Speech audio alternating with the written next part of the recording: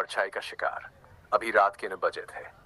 माया अपनी किताब के पन्ने पल पलते हुए खिड़की के बाहर झांक रही थी। शहर के कोने में उसका ये पुराना मकान हर तरफ से वीरान था। चारों ओर घना अंधेरा और पेड़ों के हिलते हुए पत्तों की सरसराहट उसे बार बार बेचैन कर रही थी। उसके दिल में एक अजीब सा डर बैठा हुआ था, पर वह समझ नहीं पा रही थी कि क्यों। माया ने किताब बंद कर दी और बिस्तर पर लेट गई। नींद उसकी आंखों से कोसों दूर थी। उसे ऐसा लग रहा था जैसे कोई उसे देख रहा हो। उसने कमरे के चारों ओर देखा, लेकिन वहां कोई नहीं था। शायद मेरा वहम है, उसने खुद को समझाया। तभी एक ठंडी हवा का झोंका आया और खिड़की अपने आप बंद हो गई। माया ने झट से उठकर खिड़की की ओर देखा। वहां पर एक अजीब सी परछाई थी, लेकिन कोई दिखाई नहीं दे रहा था। उसकी धड़कन तेज हो गई, लेकिन उसने हिम्मत जुटाकर खिड़की के पास जाकर देखा। बाहर कोई नहीं था। वह वापस बिस्तर पर आकर लेट गई, लेकिन इस बार उसकी आंखों में नींद का नामो निशान नहीं था। उसे बार बार वही परछाई याद आ रही थी। तभी अचानक उसे किसी के कदमों की आहट सुनाई दी। वह डर के मारे कांप गई। उसके कमरे का दरवाजा धीरे धीरे खुलने लगा। उसकी सांसें तेज हो गई। वह बिस्तर पर जड़ होकर बैठी रही। उसकी आंखें दरवाजे पर टिक गईं। दरवाजे से कोई अंदर नहीं आया, लेकिन उसके पीछे की दीवार पर वही परछाई फिर से दिखाई देने लगी। इस बार वह और भी स्पष्ट थी, जैसे कोई इंसान उसके पास खड़ा हो।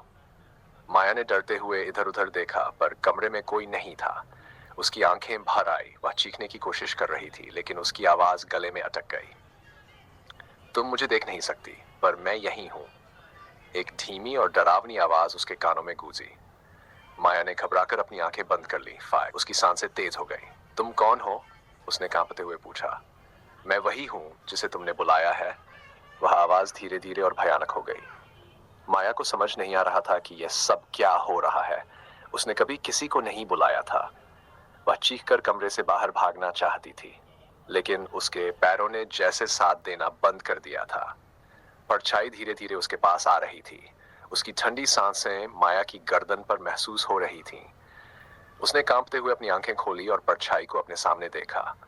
वह बिल्कुल स्पष्ट रूप से एक भयानक आकृति में बदल चुकी थी। उसके चेहरे पर कोई भाव नहीं थे, बस खाली आंखें जो माया को घूर रही थीं। तुमने मुझे बुलाया था माया, अब मैं तुम्हें अपने साथ ले जाऊंगी। वह भयानक आकृति फुसफुसाई। माया ने चीखने की पूरी ताकत लगाई, लेकिन कोई आवाज नहीं निकल सकी।